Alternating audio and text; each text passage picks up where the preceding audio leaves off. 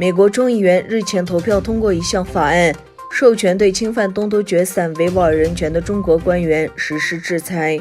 美国国会众议员5月27日以413票赞成、1票反对表决通过2020年维吾尔人政策法案。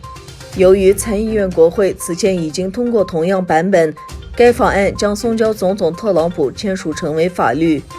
维吾尔人政策法案要求美国政府针对中国共产党在东突厥散实施穆斯林及其他少数民族种族破坏的负责官员进行制裁。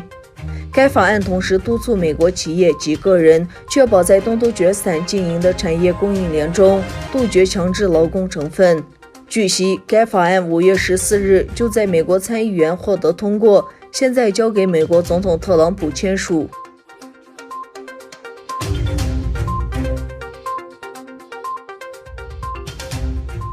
加拿大比什省最高法院周三针对华为财务长孟晚舟的引渡案作出裁决，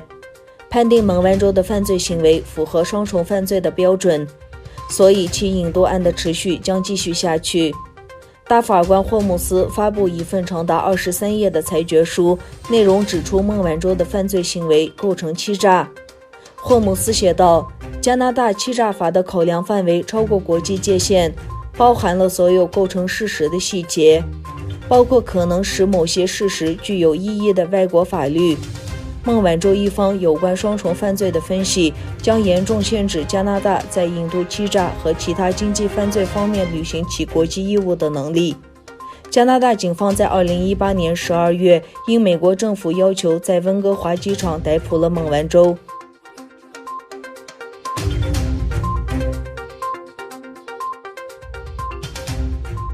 美国国务卿蓬佩欧周三对国会表示，香港不应再享有按照美国法律给予的特殊地位。他说，今天没有一个合理的人可以断言，鉴于当地的事实，香港保持高度自治。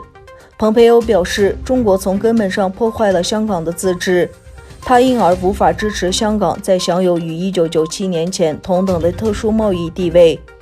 中国的港版国家安全立法在香港引发街头抗议，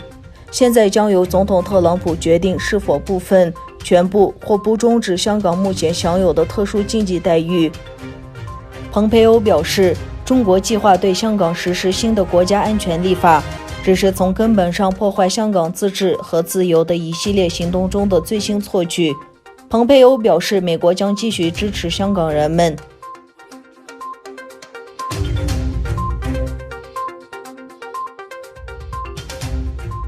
在中国，由于掩盖武汉病毒疫情及在香港单方面强推出港版国安法遭国际社会的强烈谴责之际，习近平在两会期间的军方和武警代表会上表示，中共在加速为备战做准备，中国人民解放军必须做好战斗准备，必须提高其军事能力。这是中国国家主席习近平昨天在全国人民代表大会工作期间向武装部队下达的命令。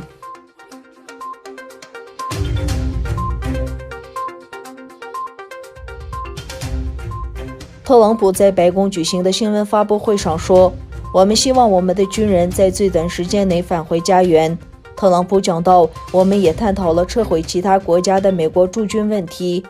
针对从叙利亚撤军决定，特朗普讲到，在叙利亚，当我们的军人撤出土耳其边界时，每人都说这是十分恐怖。